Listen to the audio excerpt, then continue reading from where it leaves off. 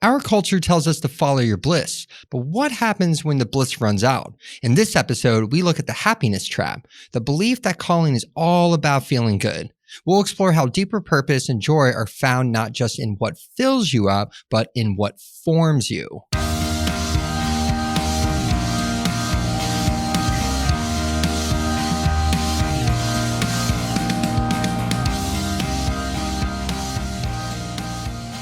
Hello, welcome back to Be Make Do, a Soul Makers podcast, where we explore what it takes to live out your call in the arts with spiritual wholeness and creative freedom. I'm your host, Lisa Smith, here with my producer, Dan ABH. Hello, everyone. And we are here to encourage you to become who you were created to be, make what you were created to make, and do what you were created to do. Now, this season on the podcast, we are exploring what we call the vocation traps, sneaky mindset detours that can derail you from your sense of purpose. We are calling them things like the security trap, the happiness trap, the hero trap, and the chosen trap. And today, we're exploring the roller coaster from hell I like to call the happiness trap, and how our pursuit of the perfectly curated life might actually be keeping us from living the meaningful life that God has for us. So today we're talking to all of us who worry about not being enough and spend too much time and energy trying to craft the ideal career and project the perfect life. Buckle up. Let's do it.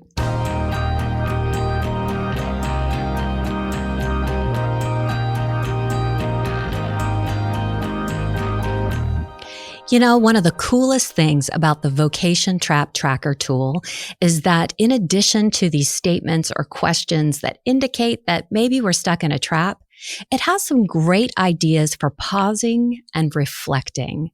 Because who needs just another trap, right? Who needs to know just another place where we're getting stuck? What we really need is to figure out how to get unstuck. And in this series, we're really exploring how to make a mindset shift so that we can bust through the traps and find our way to freedom.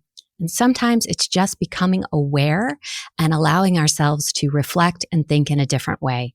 So be sure to check out the Vocation Trap Tracker and download it on our website at soulmakers.org/bemakedo or find the link in the show notes.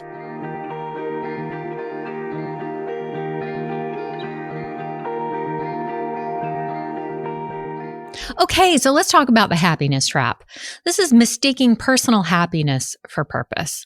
So we are starting each of these podcast episodes with a question. We're sort of naming the trap with a question. And in the happiness trap, our primary concern is, what do I want for my life? Or what am I called to do for me? The for me is kind of in parentheses there, understood.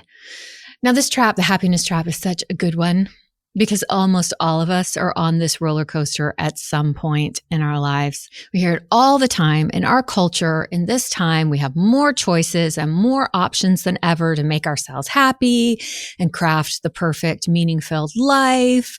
And yet, somehow, we are more depressed, more anxious, more lonely than ever.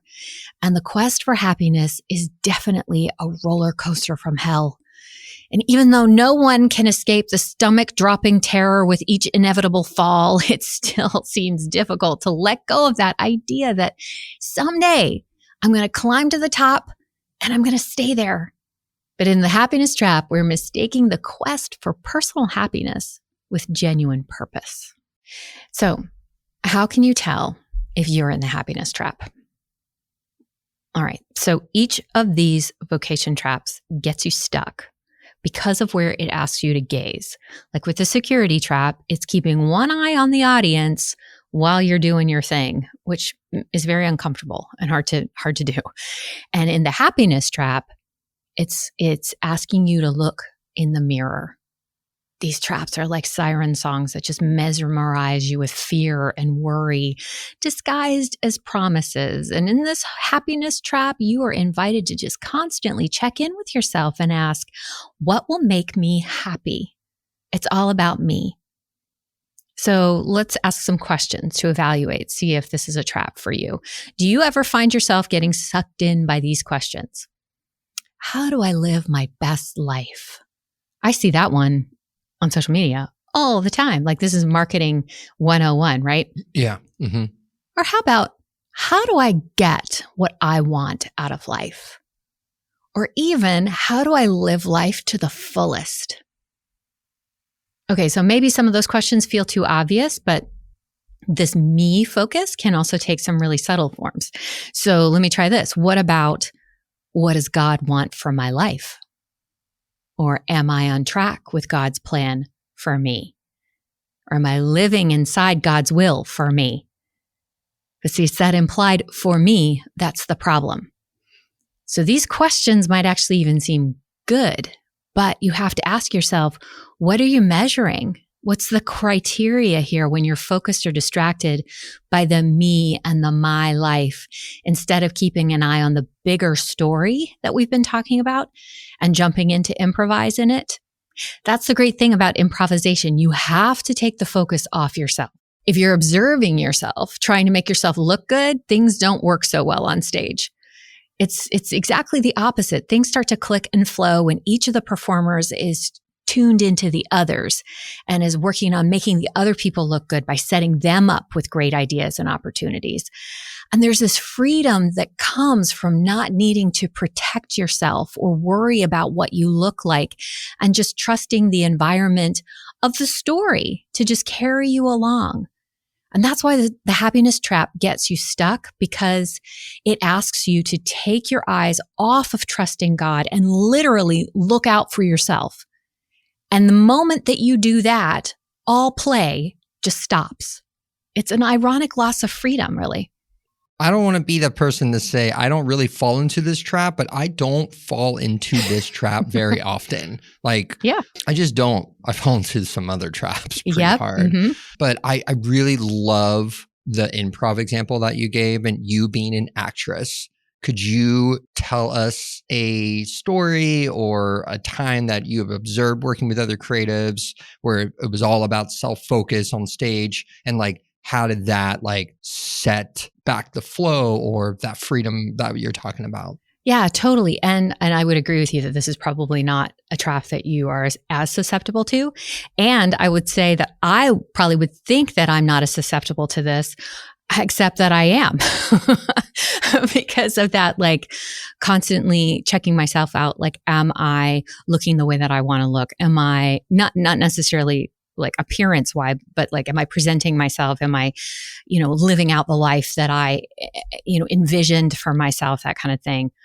And it's like a real problem that actually even does actually play out on stage as an actress. Like when I was in acting school and we had classes, whether it was improv or something about being present and trying to do scene work or something else, where you kind of had to be focused on the rhythm of things. I sucked at those. It was terrible because I would be so fixated on, am I getting it right? Am I doing the right thing? Am I looking like I'm looking at myself the whole time? And the whole exercise was to not look at yourself and be present with other people. And so I couldn't be present because I'm so preoccupied on my inability to be present. It's just like this loop. And so like doing improv and feeling like, oh, I have to be funny. Oh no, I can't think of anything to say. Or I have to be smart. I can't think of anything to say. I need to think of a good line. What are they going to think if I say, all those thoughts take you out of the moment. The interesting thing is, so I thought, okay, I suck at improv. I can't do this. I hate it. Years later, I was in a place where I was teaching theater to young people, and I taught improv because I thought I started to find out how great improv is for so many things. I teach it in churches. I use it for all kinds of stuff. And so I started teaching people improv. And in that space, it was totally easy. I was having fun. I wasn't thinking about myself at all because I was focused on communicating something to the students and helping them gain confidence. So I wasn't thinking about myself. So all of a sudden, because I didn't care whether I looked stupid or, I was actually trying to look as stupid as I could. I just was trying to do anything I could to help the other people be engaged and play with me. All of a sudden, I was amazing at improv. So it's really wild how that like focusing on yourself and trying to control, how you look or what the experience is going to be like actually robs you of the experience. Yeah. Yeah. Again, I that's such a good example. Yeah. Not that I'm going to go up and do improv by myself right now because I can slip right back into it. Yeah. But Yeah. it's something I have to remind myself of all the time. Like if I'm focused on enjoying the experience and being present with other people and playing and inviting other people into real relationship and play with me, then I can be present. But as soon as I'm worried about where's this going, what are they going to expect of me? What do I, how am I going to do whatever? Then I get in my head. I took an improv class a long time ago. Oh yeah, you did. I did. It was at your church. I wasn't even a member of the church yet. And I took an improv class and I positively hated it. Yeah. I hated it. It was scary. And I think like back then I maybe was susceptible to that trap because I definitely was like, how do I be funny? Because I'm usually funny. So let me be funny. And I was not funny. But also like how uncomfortable. I thought it taught me a lot about the things that I was scared of, like to focus on. Like one of the things that I was scared to do was accents. Like I could not do an accent at all. And I hated making like animal noises or anything that like wasn't me because it took me so out of my comfort zone. Right. Yeah. This has to do with building this persona of how we want to be seen and who we want to be seen as in the world, which is why this is a trap. This isn't about actually being happy. You're not stuck because you're so deliriously happy. That's not the happiness trap. The happiness trap is that we start building these frameworks because we tell ourselves, if we look this way, if our lives are arranged in this way, if we have these things, if we do these things, then we will be happy. This is what happiness means. And so we're pursuing these external things, ironically looking in the mirror at the same time. Okay, so just to clarify, it isn't that me doesn't matter. When we're asking, what is it that God wants for my life? I'm not saying there shouldn't be a my in that equation. Of course there is, but it's about where the focus is. The trap, the danger here is that when we're deluded into thinking that happiness and fulfillment and purpose come from focusing too much on our desires and forget that our personal story really only experiences its full relevance, its full meaning and purpose within the context of this much bigger God story. And when we get stuck in that trap, it can lead to real unproductive setbacks and mistakes caused by self-interest and self-absorption and self-doubt and self-righteousness. And I mean, we can see all kinds of examples of this in the arts and entertainment industry. People who get too famous too fast or start to get opportunities and just start grasping for the next thing, trying to feel that sense of fulfillment from building this idea of the successful life. But I think this is something that creatives on all levels of the scale have to come to terms with. Like, I know that we have all had that experience where you feel just amazing and great when people come to see your show and they say good things and they clap or they come and they have comments about how it affects their life. And then you just feel so amazing. And then feel like a complete failure when there's only 3 people in the audience. Same show, same performance, same level of effort, same intention, just the response on that given night is different. Or maybe like you can feel like God is totally blessing you and you are just on the right track. You are following your call. You are in the zone when all the pieces are falling into place and you feel like you are just right in the center of everything your life was meant to be about. And then the next week or even the next day, you just want to stay in bed and rethink everything because some plans fall through or somebody disappoints you or you just aren't feeling it anymore. But the problem is if we allow these feelings to guide our decisions and actions, then we can make some really bad choices because we start chasing alleviating the pain or discomfort of this moment, which can keep us from persevering when we really need to, like giving up right when we should have pushed through, and just like focusing too much on what feels good or what we think will make us happy in the moment can lead us into those periods of selfishness or laziness that's going to create barriers to ultimately fulfilling our calling. So again, we get stuck in the happiness trap when we're distracted from right focus. And that distraction, this is why it's important. This is why we're talking about it, because this distraction can lead to years of setback and pain. And we're on that up and down ride, just chasing self-interest and ultimately plummeting into self-doubt and self-loathing. It's just a bad place to be.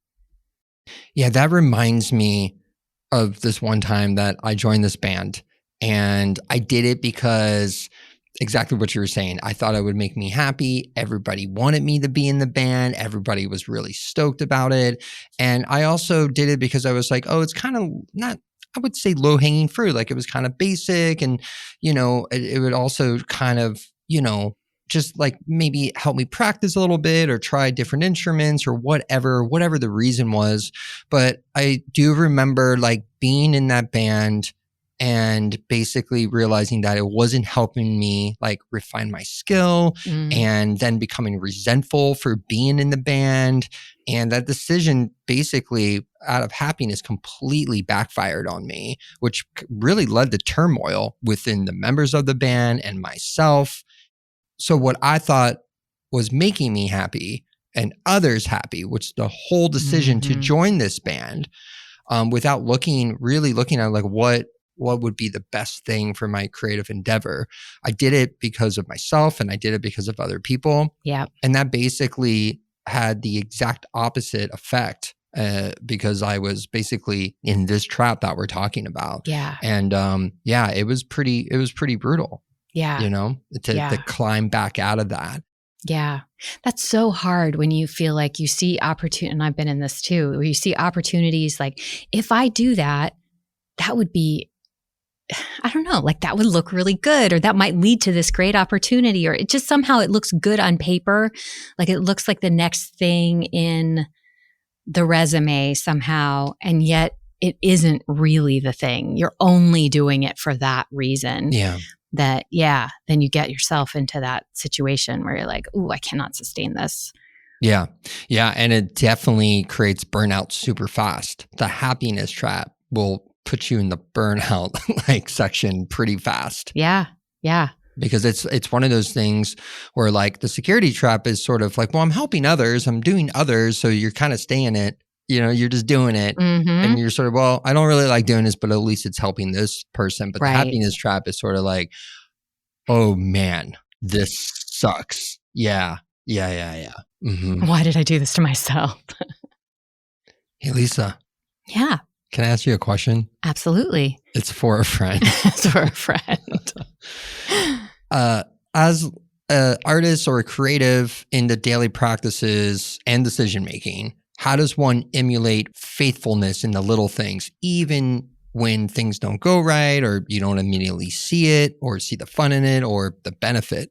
Yeah. Well, this is, again, going back to some of the principles that we explore with soul makers. And first of all, those spiritual disciplines and staying focused in the habits and the rhythms that keep us connected to and abiding in God, and discernment, building that wisdom and knowledge and understanding, asking for those things. And so keeping ourselves rooted and grounded, our identity rooted and grounded in Christ. And then the other piece is also being faithful to make what we were created to make, which is paying attention to developing proficiency in our craft, doing that daily, showing up to the page, showing up to the practice room, showing up to do the things that we need to do with joy and faithfulness, and trusting that that is taking us somewhere, but also in our relationships and in the, whatever is in front of us. So not getting distracted by the circumstances that,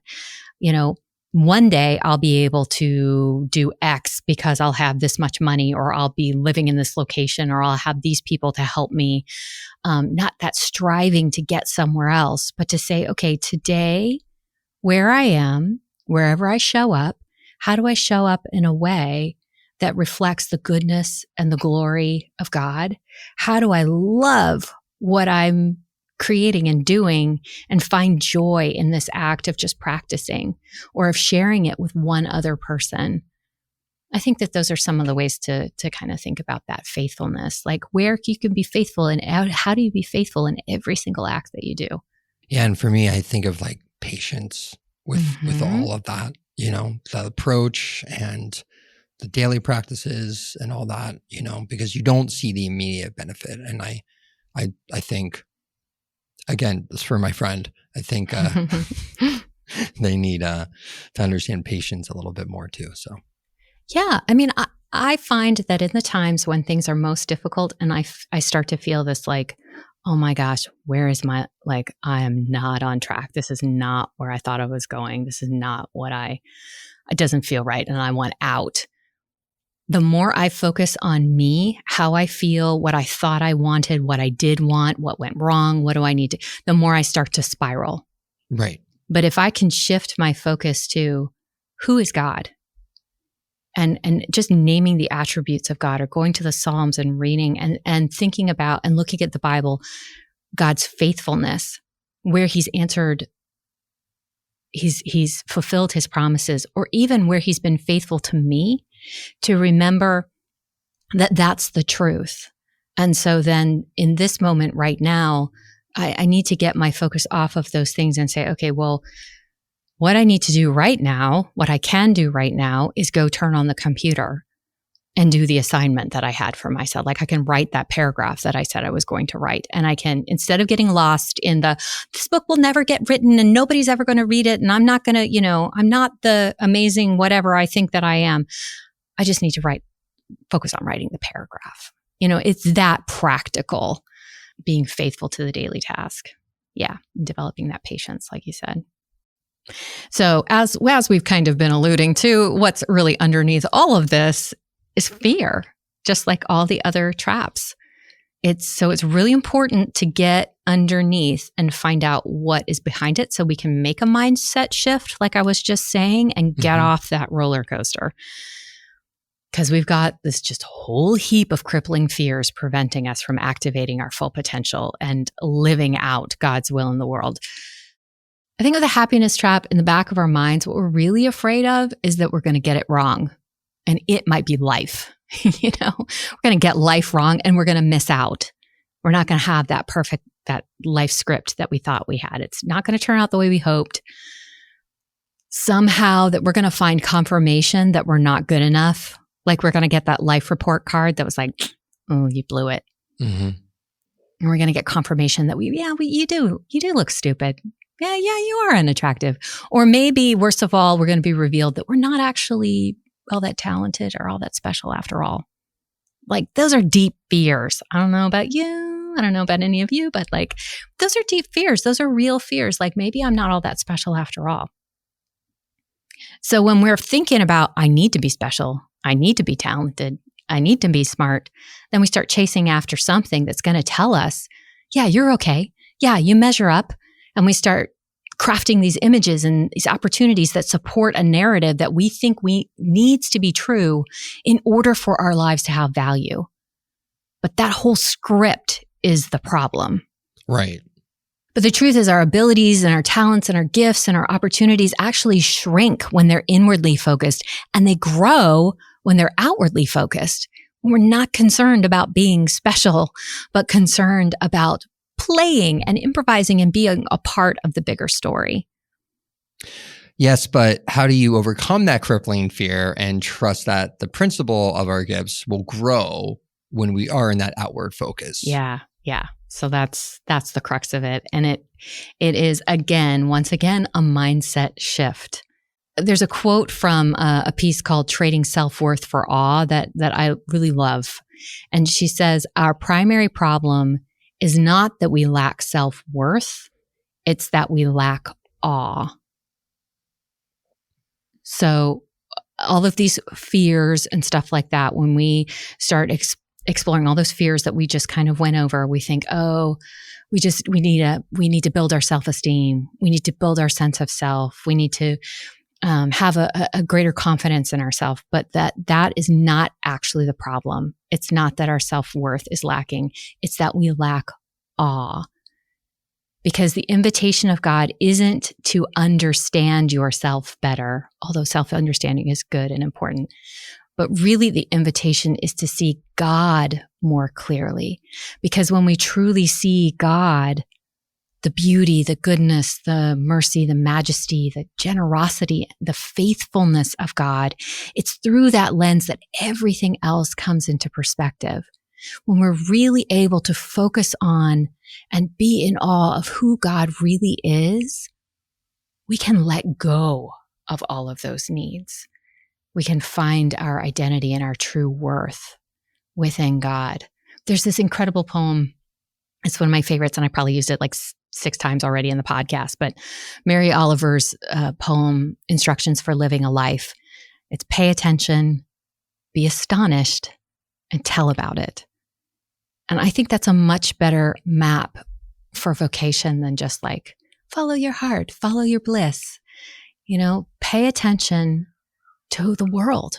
Pay attention to what God is doing. Pay attention and be present. It's that improv, like be present with other people and what is, not with your own insecurities and what you're trying to get, but just be present. And then let it blow your mind.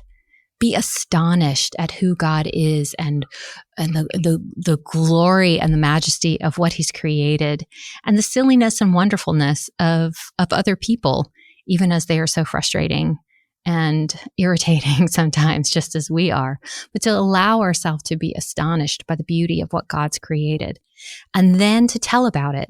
So this goes in again, like be, make, and do, our calling, like our telling about it through our art, our life, our relationships, our creation. What we do comes out of allowing ourselves to be shaped and transformed by the reality of who God is. And I come back to this again and again because there's so much freedom and joy found in this self-forgetfulness and awe mindset or way of working. I really believe that this is at the heart of what God invites artists and creatives into, because what we create can so naturally invite others into this as well. What we are steeped in becomes what we create and what we invite others into. So here's the bottom line for today and the happiness trap. Personal happiness is a gift. It's a wonderful thing. And I'm not saying you should walk around being miserable all the time. Go be happy. That's good. But it's not your purpose. I think this is a tough one. And I almost felt a little awkward even talking about it because happiness and the pursuit of happiness is so important to our culture and society. But staying stuck in that happiness trap roller coaster can keep you from activating your full potential. And that is what we are fighting against. We are called to trust God to provide for us and commit ourselves to a search for joy, which is different than happiness. So searching for joy beyond and outside of material and circumstantial happiness. Ultimately, again, our story only makes sense within the larger narrative of God's story. And that's what's so great. So many people walk around feeling like I'm not enough. And, there's lots of different conversations about, but you are enough. Tell yourself you are enough. I don't buy that because I'm not enough. I know any number of circumstances where I show up and I am not enough. And being able to let go of the need to be enough, like being able to say, I'm not enough and I don't have to be. Nobody needs me to be enough because I've got everything that I need when I trust that God is, because God is enough. And so that's where I'm resting and trusting. And the more you do that, the more you make that conscious decision, I'm not enough to face this situation, but I know you are God, so I'm going to do it anyway. Help me. Help is one of my favorite prayers. God, help. It's a great one. And then every time he comes through, which he always does, then that builds the trust and the security for the next time. Okay, so we've explored the security trap and the happiness trap. Next time, we'll dig into the hero trap. We'll explore what happens when vocation becomes inflated with a sense of pressure, fix it, and help them energy, and find how to reclaim a grounded, joyful sense of calling. If what we're talking about resonates with you, share it with a friend, leave a review, subscribe, or just come back next time. Thanks for listening. Before you go, if you're ready to take these concepts from listening to doing, head over to soulmakers.org/BeMakeDo and join the Soulmakers newsletter. You can download our Vocation Trap Tracker, take the Artist Archetype quiz, and receive inspiration that we don't share anywhere else. That's soulmakers.org/BeMakeDo. All links for this episode are in our show notes.